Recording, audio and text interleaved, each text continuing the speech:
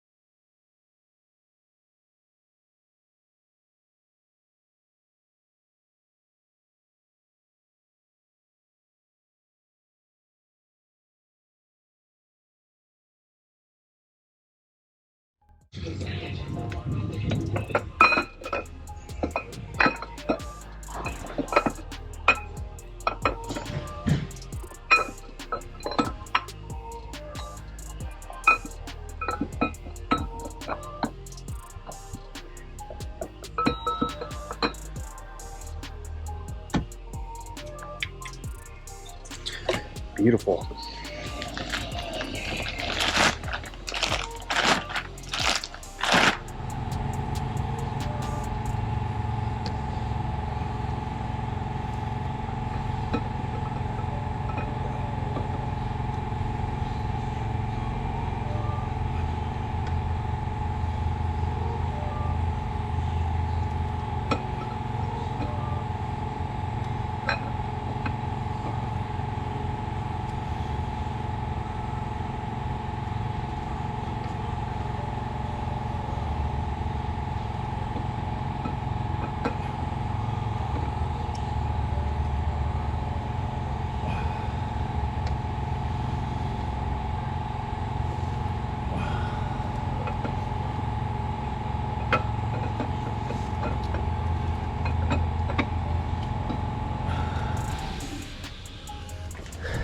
There you have it. Easy peasy, Dan. That's right. Now basically time to start reinstalling stuff. Of course, after Dan cleans everything up. Let's see, he's got to finish cleaning these up. Get the rest of the gasketry off here. So now that this thing has our stage 2 cam, it should have a nice cam sound to it. Should have a decent lope. I don't think this thing's gonna be crazy cam wise, but obviously it'll be a lot better than stock. And of course, with our LMR fuel lobe that we have with our custom grind cans, we'll get plenty of fuel, be able to make that good power. But can't you see I'm talking? You know what you're talking about. I don't know what I'm talking about. Well, if you know, speak up. I don't know anything. I just work with. Oh, okay. We'll let Dan off this time, just because, you know. This guy. But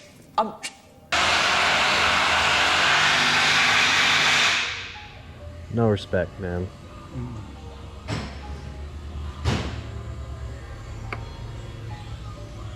Just tell him how it is, Dan. Lay Dan. Oh my god.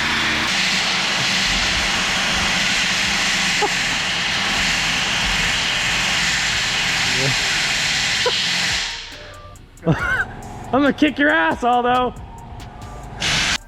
they're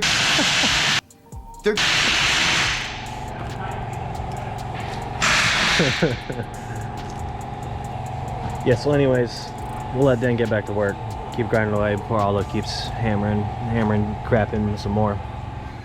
Alright, Dan, let's see if we can get these on first try. Always good first try. Well, it'd be pretty disappointing if you couldn't get it on, but either way.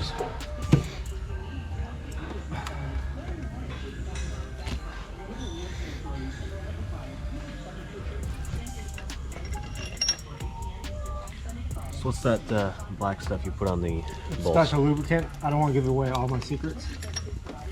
We'll just leave it at that. Okay.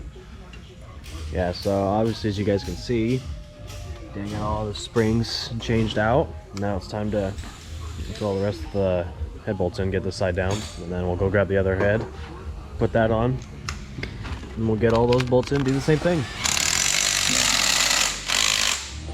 Alright, Dan got the water pump on, you can see got the other header on, and now it's time for the head.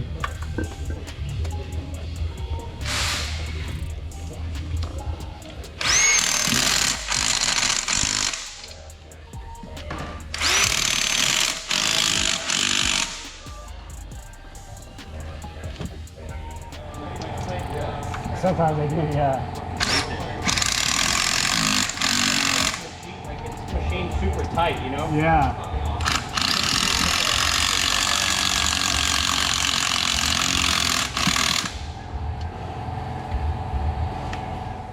Okay, so you can see right here, Dan's got the injectors. So you can see right here, Dan's got the injectors and the basically the fuel lines down there all tied in. Got the cover on it, and you can see he just got the assembly lube on all of these, and he's going to start installing the rockers next. That should be fun as always.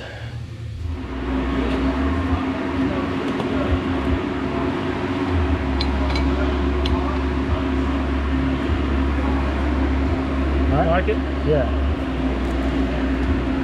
Oh. Well, that's pretty much it for up top. Dan's gonna button up the rest of the exhaust down below, make sure everything's good there, tighten all the clamps, and then it looks like we're basically just waiting for the blower, which apparently should be here tomorrow. And we're almost done for the day today, so pretty good timing, I think.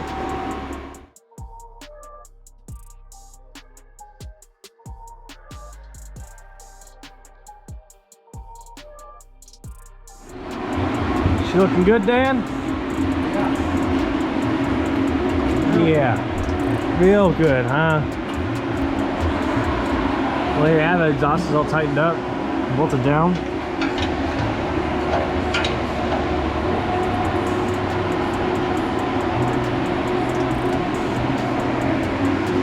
Yeah, looks like that's pretty much concludes everything underneath here.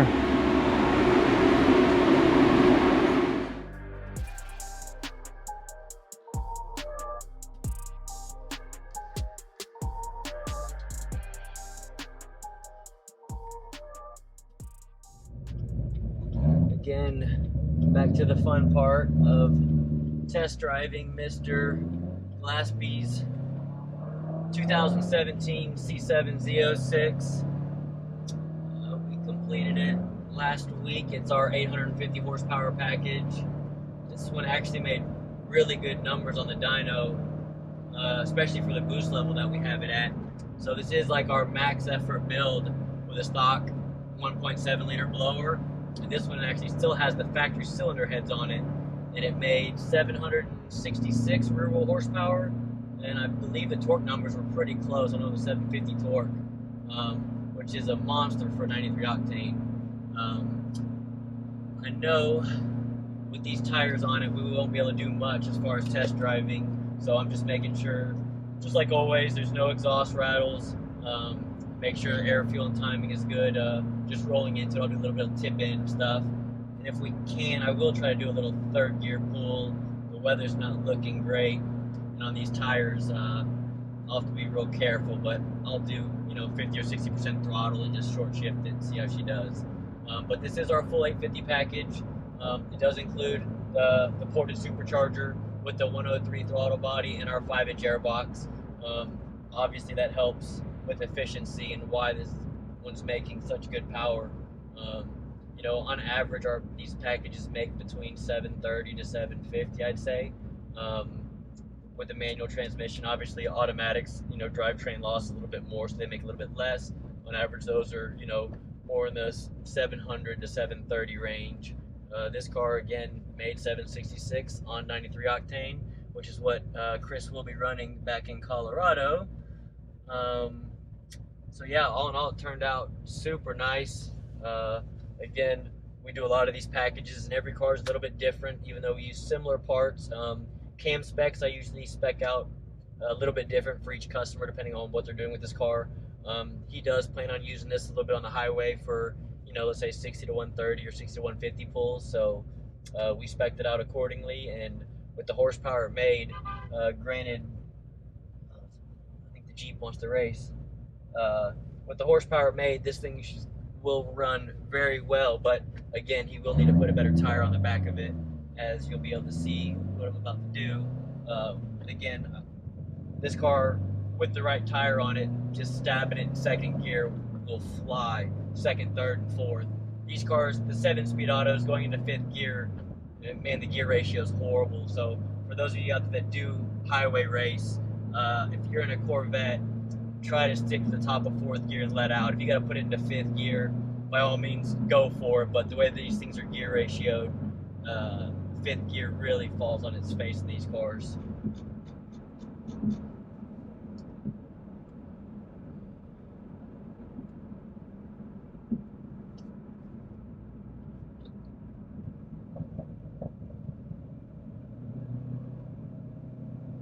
And with the elevation being so different, everyone asks about tuning. Hold on, let's just go ahead and test this thing.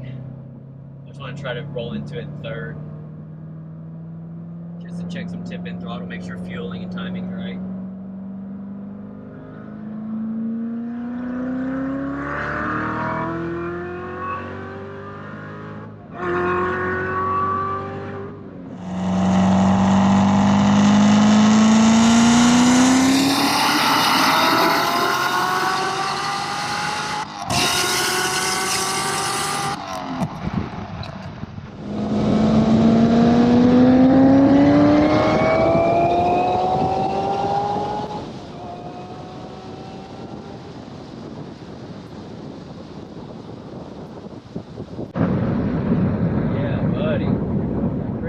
This one. I've only had a tire on it. I mean, that was 3rd gear rolling into it, super soft. Man, it felt great. Top of 3rd and 4th gear was really good. Again, this car with the right tire on it, doing what I just did from a 2nd gear pull, the torque this makes, you'll jump out on, you know, some of those Mustangs or even Challengers and stuff, and then they'll have to try to catch you, but it's hard to catch a car like this once you jump out so much. Granted, as long as you can shift the gears. It's not like the automatics, you stab and steer. The driver is a big difference when it comes to racing and driving these cars. You can have all the horsepower in the world, but if you're not leaving at the right RPM, if you're not shifting right, it doesn't matter how much horsepower you have, you can still lose. But I'm gonna pull over, check those logs. If I gotta make any changes, I will. If it still looks good, we'll probably try to do maybe one more before we get it back to the shop. So let me check this out, and then we'll go from there. Yeah, so I'm sure y'all have heard me say this a lot. This is our most common package for the C7 Z06. It's just because most customers don't want to change the supercharger. The car came with the factory, came from the factory with a supercharger on it. It's, again, 700 rear wheel horsepower for a street car is usually plenty for most of our customers. Again, the customers that go to events or that do the 60 to 130 stuff out on the streets with their buddies that have higher horsepower cars, then obviously changing the supercharger is needed, you know, for 800 plus horsepower. But this thing, you know, with what we did to it, 766 rear wheel horsepower, at the boost level we made it. It's not like we're spinning this blower as hard as we can either. You know, by putting the heads and spinning a little bit harder, we probably could get it close to 800. I just don't like spinning these blowers at max effort just because they are so small. Intake air temps create the biggest issue with these cars when you are doing those highway runs. If you spin this blower really hard, obviously it creates more heat, and the hotter the intake air temps get, the safer I have to make the tube to keep from detonating. So when you make your back-to-back pulls on the highway, if I can keep the engine and supercharger most efficient at a certain boost level, I like to do that instead of just spinning it as hard as we can and getting a great dyno number one time. I'd rather it make 20 or 30 horsepower less and do it consistently over and over again than just having a one dyno number that looks good. So in my opinion, this package right here is the package to do for your C7 Z06 if you want to utilize the factory supercharger. Now again, for the guys out there that want more than 750 rear wheel horsepower, obviously we do very similar mods. We just change the supercharger to a larger blower to make it more efficiently, and then 850 to 1,000 rear wheel horsepower is very doable. And again, all these cars and all these packages are on 93 octane. Some of our 1,200 horsepower stuff or 1,000 horsepower stuff that the customers are racing a lot, I do recommend, I will say in some of the videos, we do some 109, VP 109 fuel in them, but for the most part, 98% of our packages we do are 93 octane with no methanol on them. So that is another thing other shops do is for fueling, they'll put a whole bunch of meth on it to try to run some E85. And don't get me wrong, it works, but it's just one more thing to go wrong. If something with the meth happens, whether the pump fails, or you forget to fill it, or it leaks out, or something stupid happens, and you don't know it, you go out and make a highway pull, and there's no meth, and it's meth dependent, well, it's going to go lean and hurt a piston. So I try to build all of our cars without meth. Obviously back in 14, when the direct injection stuff first came out, really had no other option but to add meth to a lot of cars to get the fueling we needed. But nowadays, you know, we built our packages around that to get around putting meth on cars unless we absolutely need it, and the customer obviously, or if the customer wants it. But with that being said, I'm just jabbering here, so sorry guys if I'm boring y'all. We'll get something a little interesting instead of me just talking to y'all. Alright, just roll into it. Nice and easy. Traction control on.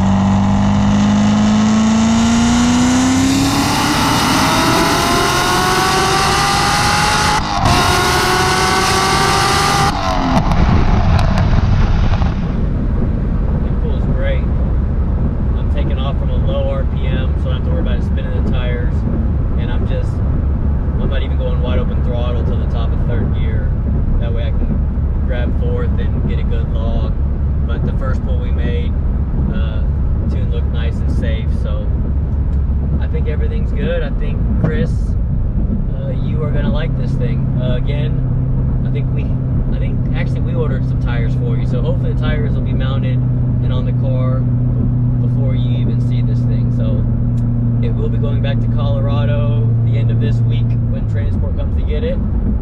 Chris, I hope you enjoy it, and if it is not enough horsepower for you, well, get used to it first and then send it back and we'll upgrade the supercharger.